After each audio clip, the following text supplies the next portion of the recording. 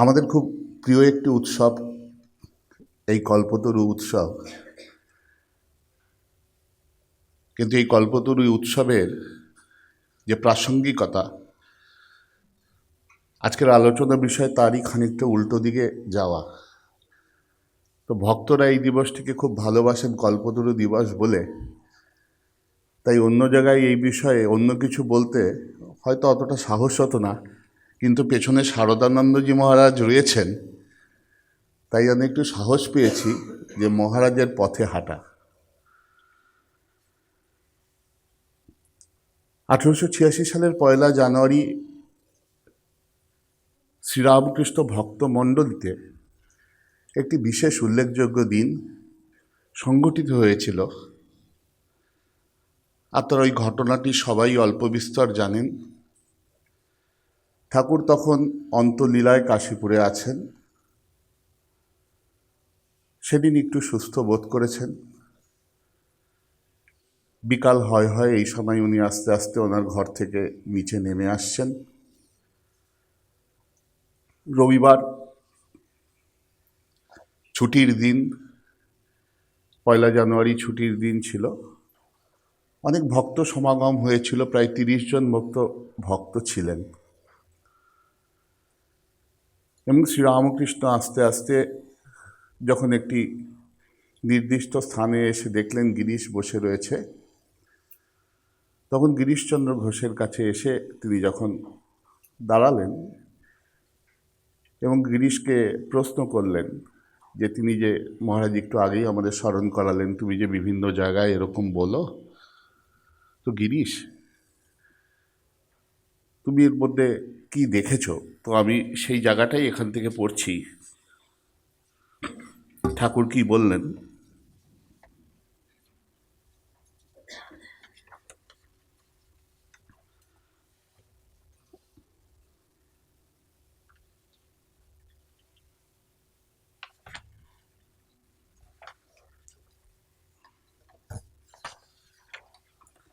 পৌষ মাসের অর্ধেক অতীত হইয়া 1 জানুয়ারি উপস্থিত হইল।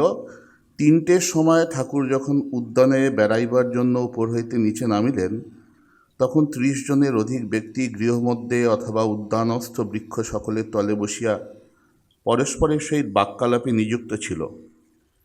তাহাদিগকে দেখিয়াই সকলে সসম্ভ্রমে উত্থিত হইয়া প্রণাম করিলেন এবং তিনি নিম্নের হলঘরে পশ্চিমের দ্বার দিয়া উদ্যানপথে নামিয়া দক্ষিণ মুখে ফটকের দিকে ধীরে ধীরে অগ্রসর হইলে, পশ্চাতে কিঞ্চিত দূরে থাকিয়া তাহাকে অনুসরণ করিতে থাকিলে, তারপর আমরা এই জায়গাটায় দেখলাম যে গিরিশের কাছে, ওই জায়গাটা যেই হোক এখানে মিসিং রয়েছে, আমার এখানে নেই ওই পার্টটা। তো গিরিশচন্দ্র ঘোষ বলেছিলেন যে যাকে ব্যাস বাল্মীকি যার ইয়ত্তা করতে পারে না, প্রভু আমি কি করব? তখন শ্রীরামকৃষ্ণ একটি অদ্ভুত কথা বললেন, যে আশীর্বাদ করি তোমাদের চৈতন্য হোক। এবং প্রত্যেক ভক্ত তখন তারপর এসে আমরা দেখলাম ঠাকুরকে প্রণত হলেন এবং ঠাকুর তাদের যখন স্পর্শ করলেন এবং তাদের মধ্যে একটি আধ্যাত্মিক অনুভূতি হলো। পরবর্তীকালে রামচন্দ্র প্রমুখ ভক্তগণ এই দিবসটিকে ঠাকুরের কল্পতরু হওয়া বলে আখ্যায়িত করেছিলেন। এবার লীলা প্রসঙ্গকার যখন বই লিখলেন, তিনি কিন্তু এই যে কল্পতরু হওয়া, এই কল্পতরু হওয়া বললে পরবর্তীকালে এই দিবস সম্পর্কে ভ্রান্ত ধারণা হতে পারে বলে তিনি একটি বিশদভাবে এটা আলোচনা করলেন। তিনি বললেন কল্প বৃক্ষ যে সেই যা ইচ্ছা ভক্ত চায় দেন এবং তিনি জাগতিক বস্তু দিতে পারেন। এই কল্পবৃক্ষ কিন্তু ভক্তি, জ্ঞান, বিবেক, বৈরাগ্য বা আধ্যাত্মিক অনুভূতি স্তরে ভক্তকে নিয়ে যেতে পারে না। তাহলে এইভাবে কল্পতরু বলে এই দিবসকে আখ্যায়িত করলে আস্তে আস্তে হয়তো এই দিবসটির প্রকৃত যে প্রাসঙ্গিকতা তা হয়তো হারিয়ে যাবে। কারণ অবতার লীলার একটি বিশিষ্ট দিক হচ্ছে অবতার is well ahead of the time. আমরা যদি যে কোনো অবতারের লীলা খুব মনোনিবেশ সহকারে অধ্যয়ন করি দেখব যে তারা যেসব লীলা বা যেভাবে জীবন আচরণ করেছে, যেসব লীলা করেছেন, যেসব লীলা সম্পাদন করেছেন, সেগুলো বুঝতে সাধারণ মানুষের কয়েক হাজার বছর লেগে গেছে। আপনারা যদি শ্রীকৃষ্ণ লীলায় দেখেন যে শ্রীকৃষ্ণ লীলায় যায় রাসতত্ত্ব, এই রাসতত্ত্ব বুঝতে ভারতবর্ষে 4,500 বছর লেগেছিল। এবং আপনি যদি এখনও দেখেন, সমগ্র ভারতবর্ষের দিকে তাকান, যেখানে যেখানে মন্দির আছে, কৃষ্ণের মন্দির 500 বছর আগেকার মন্দির, কোথাও রাধা পাবেন না। তাহলে এই যে অবতার লীলা, সেই অবতার লীলা কি হয়েছিল, সেদিন কি ঘটেছিল, রাসলীলা কি ছিল, এটা প্রথম এই তত্ত্বটাকে উদ্ঘাটন করলেন শ্রী শ্রী চৈতন্য মহাপ্রভু। এবং এই লীলাকে সামনে রেখে কি করে মানুষ ভক্তি ভাব ঈশ্বর লাভের দিকে যাবে, সাধ্য সাধন তত্ত্ব উনি কি প্রতিষ্ঠা করলেন রায় রামানন্দকে সামনে রেখে। ঠাকুরের শ্রী চৈতন্য মহাপ্রভু আসার আগে কিন্তু বড় বড় অনেক মহাপুরুষরা এসেছিলেন, রামানুজাচার্য, মাধবাচার্য, বিষ্ণু স্বামী, নিম্বাকাচার্য। তারা কিন্তু প্রত্যেকে এই লীলা আস্বাদন করেছিলেন, কিন্তু প্রত্যেকে ভয় পেয়ে গেছিলেন এই লীলা সাধারণকে কিভাবে আমরা পরিবেশন করব। এটা যদি সঠিকভাবে পরিবেশিত না হয়, তাহলে এই লীলা তারা তো বুঝবেই না এবং তাদের ভ্রান্ত পথে নিয়ে যাবে।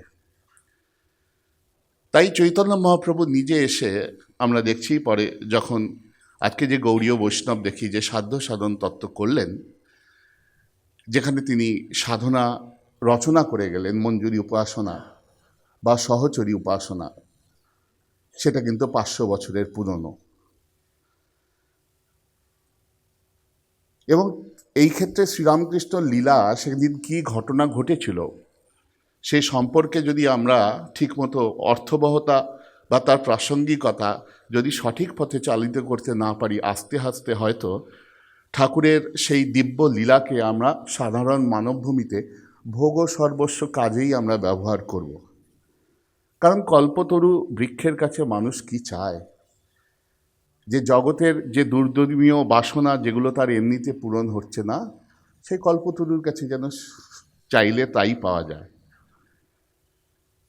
তাই এই কল্পতরু দিবসটাকে শারদানন্দজি বললেন আত্মপ্রকাশে অভয় প্রধান।